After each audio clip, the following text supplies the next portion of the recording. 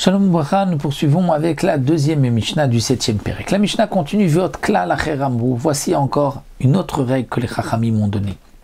Si dans la première Mishnah nous avons vu que tout ce qui se mange par l'homme ou par les animaux et qui aussi est utilisé pour la couleur, il y a que du Shivit, et si c'est calé minaret, c'est-à-dire que arrive un moment où on n'en trouve plus dans les champs, ce n'est pas Mitkayem, alors il y a aussi un din de biour lorsqu'on n'en trouve plus dans les champs, puisque la Torah nous permet de manger des fruits de la Shemitah en même temps que les bêtes sauvages. C'est-à-dire, tant qu'il y en a pour les bêtes sauvages, il y en a pour nous. Lorsqu'il n'y en a plus pour les bêtes sauvages, il n'y en a plus pour nous aussi. Dans la deuxième Mishnah, nous allons voir certaines choses qui sont Mitkayem Baret, c'est-à-dire qui restent et qui n'ont pas de biour parce qu'on en trouvera toujours dans les champs. Donc le deuxième clal, la deuxième règle, kolshu machal adam, ce qui se mange par l'homme, ou bien machal bema, qui se mange par la bête, ou minatsovim, qui est utilisé comme couleur, ou mitkayem baret, ça ne pourrit pas, ça reste dans la terre, on en trouvera dans les champs. Yesh lo shvit, il y a donc shmita pour ces fruits, ces plantes, ou le damav shvit, et aussi pour la valeur, l'argent, comme nous avons vu, si on a acheté. Donc avec cela, acheter de ces légumes, de ces plantes, de ces fruits, il y a donc sur l'argent aussi un din de Shemitah. Mais en lo bio vendama bio, il n'y a pas de din de bio, étant donné qu'on en trouve tout le temps dans les champs. De même pour l'argent, il n'y a pas de din de bio. Ezéou, de quel cas il s'agit? Ikar alouf achoté, c'est-à-dire les racines de ce louf choté, de cet oignon sauvage choté fou, bien que nous avons vu dans la première Mishnah que les feuilles du louf achoté se conservent, mais la racine ne se... les feuilles ne se conservent pas, la racine, elle par contre se conserve, et donc il n'y a pas de din de biour. De même, racine de la menthe, les feuilles de menthe, il y a un din de biour, la racine, il n'y a pas de din de biour. Akrabanim. Akrabanim, c'est une herbe, une plante qui pousse autour, dit le Barthénora, du dékel, c'est-à-dire du palmier, qui monte autour du palmier, ou d'après certains, dit le Barthénora, ce serait une plante dont les feuilles ressemblent à un crabe.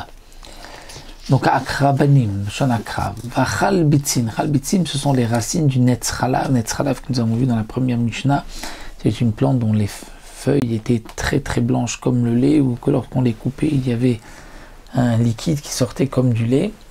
Ve'abukhraya. Bukhraya, c'est une plante qui est appelée Kangar en arabe, dit le Barthénora.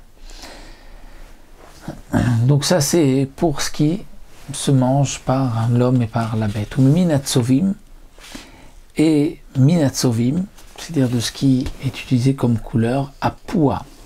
Poua, c'est une plante qui était utilisée pour la couleur, va'arachpa, aussi une autre plante. Donc le Barthénora nous donne des noms en arabe et en laz. Rachpa, c'est des racines sous terre qu'on fait bien bouillir et qu'on boit.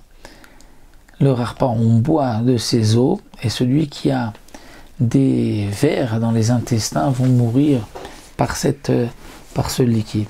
Donc tout cela, poivre rachpa, qui est utilisé aussi pour la couleur, yesh laim shvit, donc de chatchuit, de même shvit, et aussi la valeur si on a acheté avec, mais en laim biur, même biur, mais il n'y a pas de biur étant donné que on les retrouve tout le temps en terre, et donc il n'y a pas un moment où on peut dire il n'y en a plus pour les bêtes sauvages. Rabbi Meir Omer, même Idbarim ad Rosh Hashanah. Alors Rabbi Meir est plus Mahmir. Rabbi Meir dit, c'est vrai que sur les fruits mentionnés ici, les plantes mentionnées, il n'y a pas de Gdushat Shivit, mais si on en a acheté, l'argent qu'on a reçu, la compte de valeur, elle a un din de biour malgré tout.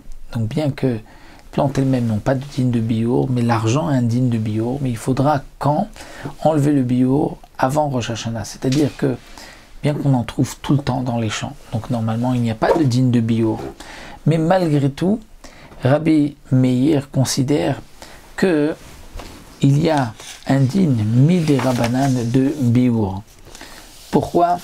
Parce que les Chachamim ont décrété, étant donné que dans l'argent, on ne voit pas qu'il y a que du Shvit. Donc si on garde cet argent longtemps, on risque ensuite de l'utiliser, de faire du commerce sans se souvenir qu'il y a là la Kedushat Shvit. Donc les Chachamim m'ont dit il faut au moins un moment où il y a un biour, et ce zman-là, c'est la fin de la Shemitah. Mais les fruits, étant donné qu'on sait qu'il y a Kedushat Shvit, on ne va pas arriver à faire du commerce avec, donc il n'y a pas de din de biur. Amroulo, mais les Chachamim lui ont dit, non, la M en biur, kalvachomel même. C'est vrai ce que tu dis. Il pourrait y avoir une logique dans tes paroles, mais malgré tout, ce n'est pas possible d'être mahmir plus l'argent que les plantes elles-mêmes. Donc si sur les plantes il n'y a pas de biur, à plus forte raison que pour l'argent, il n'y a pas de biur. Voici pour cette deuxième Mishnah. Et nous continuerons Bezrat Hashem avec d'autres plantes, d'autres écorces et les dynimes de Kedushat Shvit.